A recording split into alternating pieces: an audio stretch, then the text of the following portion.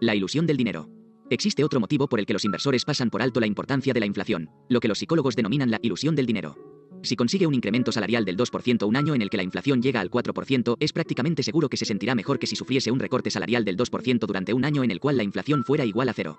Sin embargo, las dos modificaciones salariales le dejarían prácticamente en la misma situación, un 2% peor después de la inflación. Mientras la variación nominal o absoluta sea positiva, lo consideramos positivo, aunque el resultado real o después de la inflación sea negativo. Además, cualquier variación de su salario será más vívida y específica que el cambio generalizado de precios en el conjunto de la economía. 3. De la misma manera, a los inversores les encantaba conseguir un 11% en sus depósitos a plazo en 1980 y están profundamente decepcionados obteniendo únicamente el 2% en 2003, aunque perdiesen dinero después de la inflación en aquella época y se mantengan en un nivel similar a la inflación en la actualidad. El tipo nominal que obtenemos aparece impreso en los anuncios del banco y en los pasquines que colocan en sus escaparates, y si ese número es elevado nos sentimos bien. Sin embargo, la inflación erosiona ese número elevado de manera subrepticia. En lugar de colocar anuncios, la inflación se limita a robar nuestro patrimonio.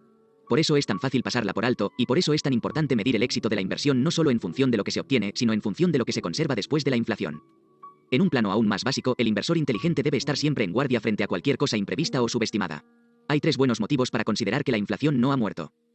En un periodo tan reciente como el que va de 1973 a 1982, Estados Unidos experimentó uno de los periodos inflacionistas más dañinos de su historia. Medidos en función del índice de precios al consumo, los precios se multiplicaron por más de 2 durante ese periodo, ascendiendo a un tipo anualizado de casi el 9%.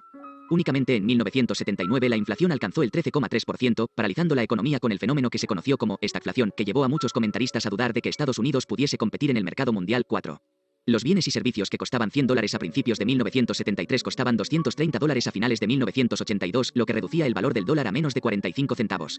Ninguna persona que viviese en esa época bromearía con tal grado de destrucción del patrimonio. Nadie que sea prudente puede dejar de protegerse frente al riesgo de que ese fenómeno se repita.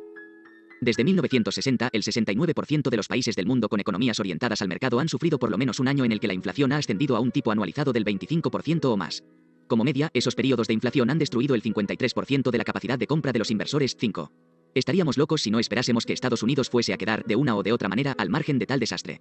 No obstante, estaríamos aún más locos si llegásemos a la conclusión de que es imposible que esto pueda ocurrir en dicho país. 6. El crecimiento de los precios hace posible que la administración estadounidense abone sus deudas con dólares abaratados por la inflación. Erradicar por completo la inflación va en contra de los intereses de cualquier administración pública que tome prestado dinero con regularidad. 7. Media protección. ¿Qué puede hacer, entonces, el inversor inteligente para protegerse frente a la inflación? La respuesta normal sería comprar acciones, pero como ocurre con frecuencia con las respuestas ordinarias, no es completamente cierto. La figura 2,1 muestra, respecto de cada uno de los años que van de 1926 a 2002, la relación entre la inflación y los precios de las acciones. Como se puede ver, en los años en los que los precios de los bienes y servicios al consumo se redujeron, como ocurre en la parte izquierda del gráfico, la rentabilidad de las acciones fue terrible, con un mercado que llegó a perder hasta el 43% de su valor. 8.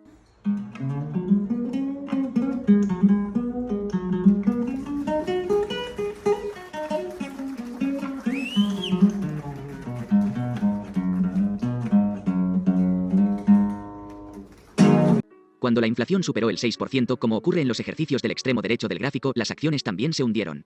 El mercado perdió dinero en 8 de los 14 años en los cuales la inflación superó el 6%. El rendimiento medio de esos 14 años fue un escaso 2,6%. Mientras que una inflación moderada hacía posible que las empresas trasladasen a los clientes el incremento de costes que experimentaban en sus materias primas, la inflación elevada provoca el caos y obliga a los clientes a reducir al mínimo sus adquisiciones y deprime la actividad en toda la economía.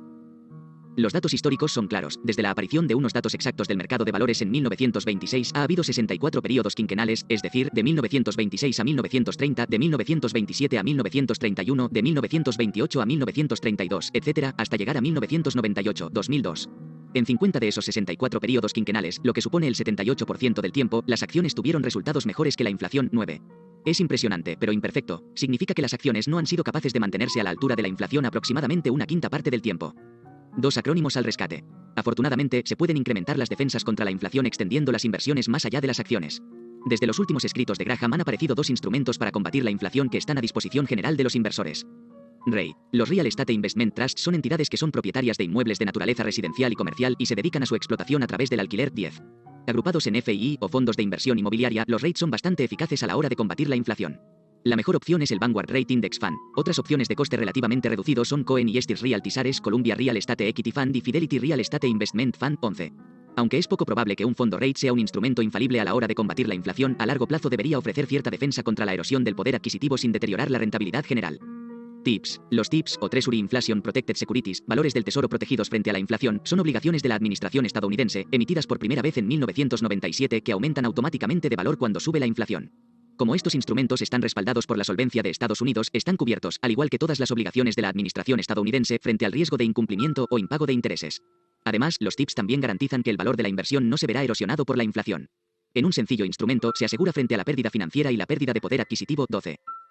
Sin embargo, estos instrumentos tienen un inconveniente. Cuando el valor de las obligaciones TIPS aumenta, la agencia tributaria estadounidense considera que ese incremento es una renta sujeta a impuestos, aunque se trate exclusivamente de una ganancia sobre el papel, salvo que se venda la obligación a su nuevo precio superior.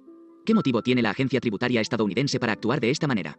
El inversionista inteligente recordará las sabias palabras del analista financiero Mark Weber: la única pregunta que nunca se debe hacer a un burócrata es ¿por qué? Por esta exasperante complicación tributaria, los TIPS son más adecuados para los fondos de pensiones con pago de impuestos diferidos como los IRA que OGO 401k, en donde no incrementarán los ingresos imponibles. Se pueden adquirir TIPS directamente a la administración de Estados Unidos o en un fondo de inversión de bajo coste como Vanguard Inflation Protected Securities o Fidelity Inflation Protected Bond Fund 13. Directamente o a través de un fondo de inversión, los TIPS son el sustituto de la parte de los fondos de jubilación que mantendría en efectivo de no existir este instrumento. No haga operaciones de mercado con ellos. Los TIPS pueden sufrir volatilidad a corto plazo, por lo que es mejor considerar que se trata de una pertenencia permanente, vitalicia. Para la mayoría de los inversores, destinar por lo menos un 10% de los activos de jubilación a TIPS es una forma inteligente de mantener una parte de los fondos de manera absolutamente segura y absolutamente al margen de las largas e invisibles zarpas de la inflación. Capítulo 3. Un siglo de historia del mercado de valores, el nivel de cotización de las acciones a principios de 1972. La cartera de acciones del inversor representará una pequeña sección transversal de esa inmensa y formidable.